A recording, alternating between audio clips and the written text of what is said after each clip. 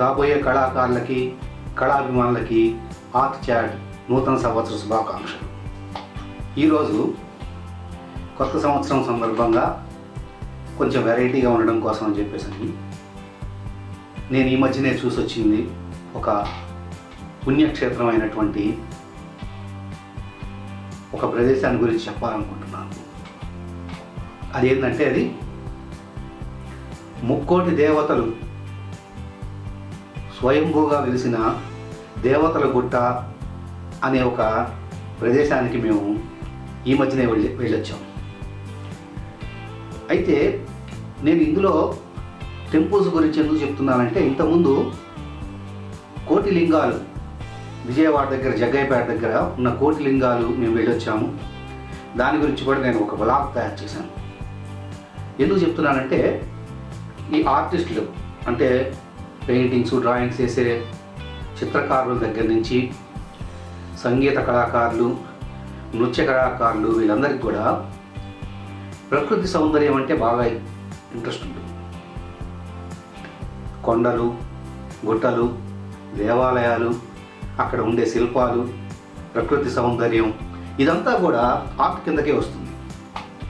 So artist అన్నవాడు ప్రతిదీ observe చేస్తూ ఉంటాడు. ముఖ్యంగా కళాకారులకి ప్రకృతికి సంబంధం ఉంటుంది, ఎక్కువ లైక్ చేస్తూ ఉంటారు అన్నమాట ప్రకృతి సౌందర్యాన్ని.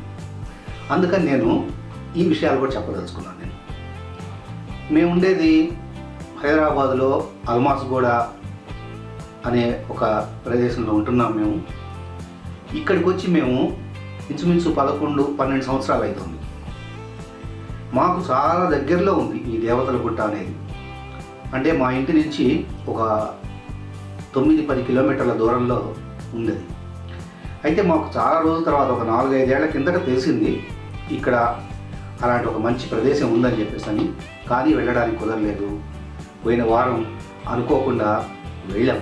ఎలా అయినా చూడాలి, మనకు దగ్గరలో ఉన్నంత మంచి ప్రదేశాన్ని మనం చూడకపోతే ఎలా అని చెప్పి నేను మా మిస్సెస్ ఇద్దరం కలిపి బైక్ మీద వెళ్ళాం. ఎందుకంటే అది కొంత దూరమే వెళ్తుంది బైక్. అక్కడి నుంచి నడవాల్సి వస్తుంది కొండ మీదకి అన్నమాట. కారులో కూడా వెళ్ళొచ్చు, కొంత దూరం వెళ్ళొచ్చు కారులో, మిగతా అంతా కూడా కొంత నడిచి వెళ్ళాల్సి వస్తుంది అన్నమాట. సో మేము అలా బయలుదేరి వెళ్ళాము. మేము ఇది మ్యాప్ పెట్టుకొని చూసుకుంటూ వెళ్ళాను నేను. అది బాలాపూర్ రోడ్లో ఉందన్నమాట. బాలాపూర్ బడంగపేట రోడ్డు ఉంది అది. ఆ కొంత దూరం వెళ్ళిన తర్వాత అక్కడ బైక్ ఆపేసేసుకొని నడిచి వెళ్ళామన్నమాట.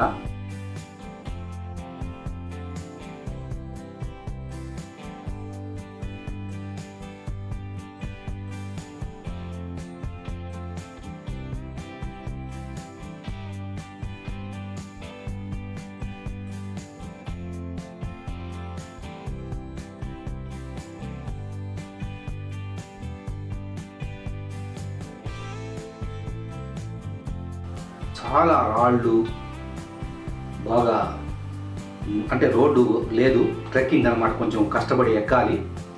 చుట్టుపక్కల అంతా కూడా అంతా కొండలు, ఆకాశం అంతా బాగా చాలా హ్యాపీ అనిపించింది. అక్కడికి వెళ్ళిన తర్వాత మనకి ఇంత దగ్గరలో ఇంత మంచి ప్రదేశం ఉందే అనిపించింది. అయితే దీనికి విడి రోజులలో ఎక్కువ జనాలు ఎవరు కనపడరు. అందుకని శనివారం కానీ ఆదివారం కానీ ఏదన్నా పండగ రోజులలో అయితే కొంచెం జనం ఉంటారు అని చెప్పేసి మేము శనివారం వెళ్ళాం అన్నమాట.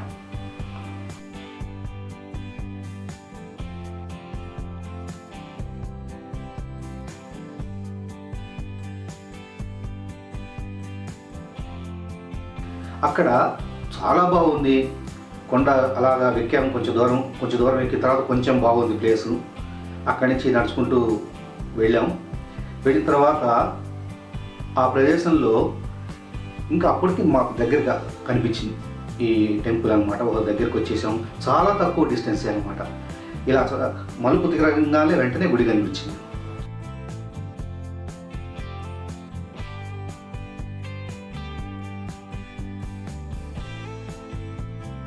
సో ఇంత దగ్గరికి ఉంది అని చెప్పేసి లేకపోతే ఎంత నడవాలనో ఈ కొండ మీద అని చెప్పేసి అనుకున్నాం. ఎందుకంటే ఫస్ట్ టైం పోయినాం ఇది. అందుకని మాకు అంతా కొత్తగా ఉందన్నమాట. సరే వెళ్ళాము. అక్కడ ఎలా ఉందంటే కొండలు అంతా రాళ్ళు, కొండల లోపల నుంచి ద్వారం ఉంది. ఆ గేట్ దగ్గర నుంచి రాళ్ల మధ్యలో నుంచి చిన్న దోవ అనమాట, చిన్న మెట్లులాగా తయారు చేశారు. అంతా రాళ్ళు ఉన్నాయి. అక్కడి నుంచి లోపలికి వెళ్తే అక్కడ స్వయంభూ ఆంజనేయ స్వామి ఉన్నారన్నమాట. అక్కడ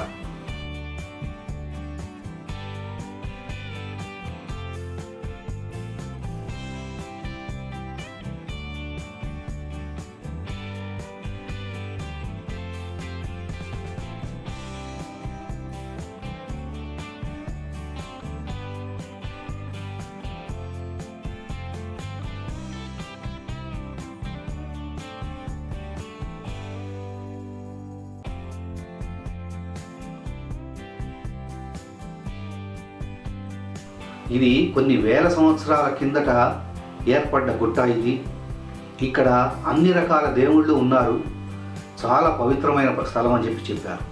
అది కూడా ఆంజనేయ స్వామి ఎలా ఉంటుందంటే, ఒక కొండ రాయి కింద నుంచి మనం బాగా వంగేసి వెళ్ళాలి, నిలబడడానికి లేదు. వంగి వెళ్తే అక్కడ ఇంత డిస్టెన్స్లోనే దేవాలయం ఉంటుంది, ఆంజనేయ స్వామి విగ్రహం ఉంటుంది. అక్కడ పూజారి మనకు అర్చన ఇవన్నీ కూడా చేస్తుంటారు.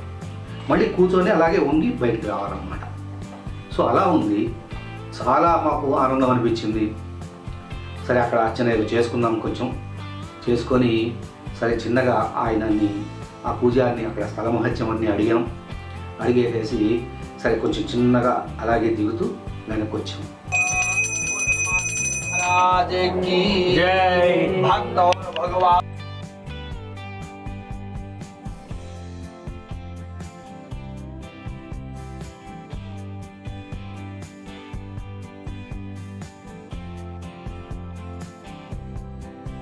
అక్కడంతా కూడా ఒక కొండ మీద ఒకటి రాళ్ళు అంతా కూడా అవి పడేటట్టుగా ఉన్నాయా అనేటట్లుగా ఉన్నాయన్నమాట. అది అలా పేర్చబడిన రాళ్ళు లాగా ఉన్నాయి. ఆ లోపలికి ఆంజనేయ స్వామి టెంపుల్ ఉంది.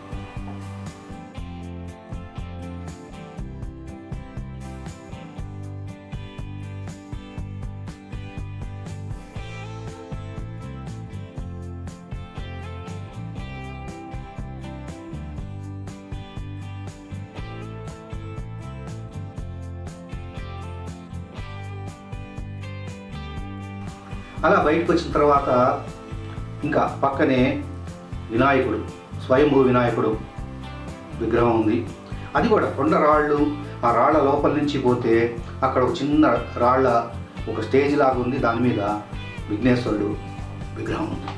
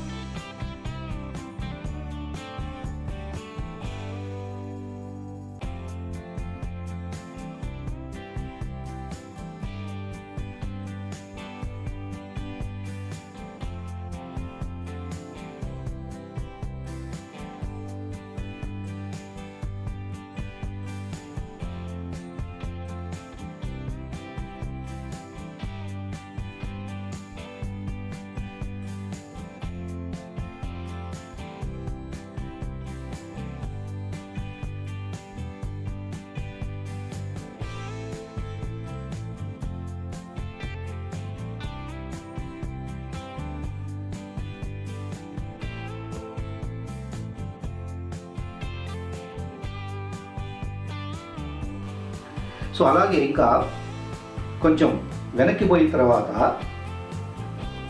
జలదుర్గమ్మ అని చెప్పేసి ఆ కొండరాళ్ల కింద నుంచి ఒక ఆలయంలాగా ఉంది. ఆ లోపల దుర్గమ్మ తల్లి అమ్మవారి విగ్రహం ఉంది. అంటే ఆ జలదుర్గమ్మ అంటే అక్కడంతా కూడా నీళ్ళు వస్తూ ఉంటాయిట, కింద లోపలంతా కూడా ఎప్పుడూ నీళ్ళు ఉంటాయిట, అందుకని ఆ పేరు పెట్టారనుకుంటాను.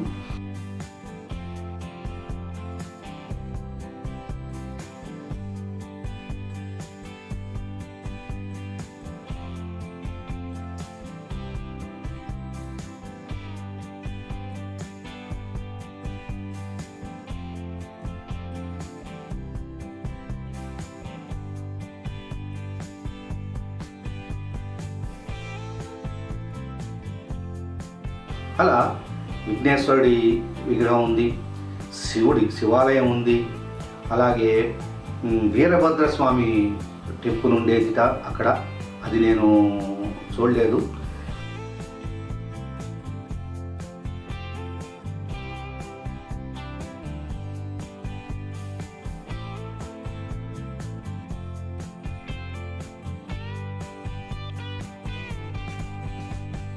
అలాగే గంగమ్మ తల్లి దేవాలయం. సో ఇలా రకరకాల దేవుళ్ళు. అంతకుముందు ఇంకా చాలామంది ఉండేవాళ్ళు, అన్ని చుట్టుపక్కలంతా కూడా దేవాలయాలు ఉండేవిట. నేను ఫస్ట్ టైం వెళ్ళాను, నాకు దాని గురించి పెద్దగా చెప్పేవాళ్ళు కూడా లేకపోబట్టి మేము కొద్దిగా చూసేసి తర్వాత మళ్ళీ వద్దాం లీజర్గా అని చెప్పేసి అని అనుకున్నాం అనమాట. సో అలా చాలా రకరకాల దేవుళ్ళు అందరూ ఉన్నారు. ఇంకా ఏంటంటే అక్కడ ఎప్పుడో చాలా ఏళ్ల కింద నుంచి 1677లో ఛత్రపతి శివాజీ ఆయన శ్రీశైలం వెళుతూ అక్కడ మల్లన్న దేవాలయాన్ని చూడాలని చెప్పి శ్రీశైలం మల్లన్నని ఆయన హైదరాబాద్ మీదుగా వెళ్తూ ఈ గుట్ట కూడా చూసేసి ఇక్కడ దేవుళ్ళని అందరినీ దర్శించుకున్నారని చెప్పేసి అని స్థల పురాణం ఉందిట.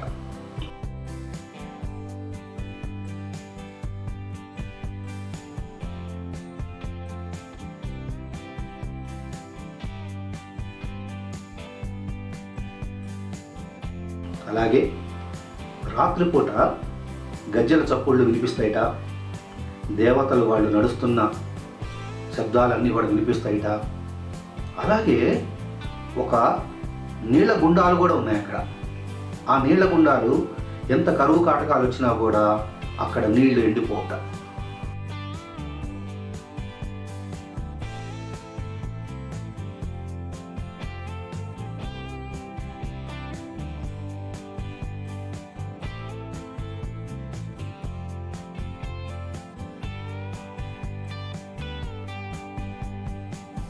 సో ఇలా చాలా గొప్ప చరిత్ర ఉంది దానికి.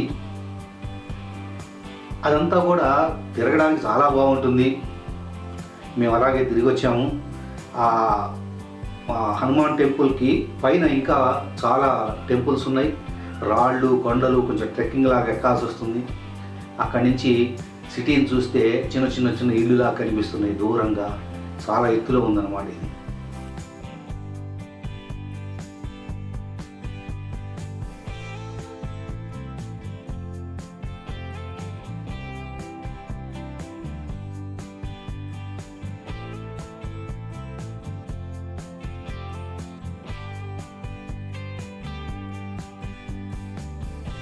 అయితే మేము ఎక్కడం చాలా ఈజీగానే ఎక్కాము, అంత కష్టపడాల్సిన అవసరం రాలేదు. చాలా బ్యూటిఫుల్ ప్లేస్. ఎప్పుడన్నా కూడా వెళ్ళి ఒక హాఫ్ డే స్పెండ్ చేసేసి రావచ్చు. అది పండగ రోజులలో అక్కడ శ్రీరామనవమి, తర్వాత హనుమ జయంతి, శివరాత్రి ఇలాంటివి కార్యక్రమాలు ఆ టైంలో జరుగుతాయిట. బాగా జనం వస్తారట అక్కడంతా కూడా. సో ఇలా చాలా బ్యూటిఫుల్ ప్లేస్ అన్నమాట. కొండలు, ఆ కొండల మీద అంతా కూడా ఆ దేవుళ్ళు, ఇవన్నీ చూసి వచ్చాము మేము. సో ఇట్లా మనకు చాలా దగ్గరలోనే కొన్ని చూడాల్సిన ప్రదేశాలు ఉంటాయి.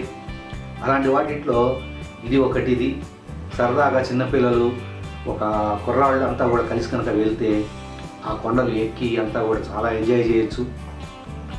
మార్నింగ్ నుంచి ఈవినింగ్ వరకు అలా స్పెండ్ చేయొచ్చు బాగా. సో ఇలా నేను చూసి వచ్చింది కాబట్టి అది మీకు కూడా ఇంట్రెస్ట్ ఉంటుంది, చూడని వాళ్ళు ఉంటే చూస్తారని చెప్పేసి అని ఈ విషయాలు చెప్తున్నాను. బాలాపూర్ మండలంలో ఉంది ఇది, బడంపేటకి దగ్గరలో. సో ఇలా మేము అంతా తిరిగాము. అక్కడంతా కూడా తిరిగేసేసి కాసేపు రెస్ట్ తీసుకొని ఆ కొండల దగ్గరనే అక్కడంతా కూడా కూర్చొని కాసేపు తర్వాత మళ్ళీ చిన్నగా దిగి కొండ దిగి ఇంటికి చేరాము.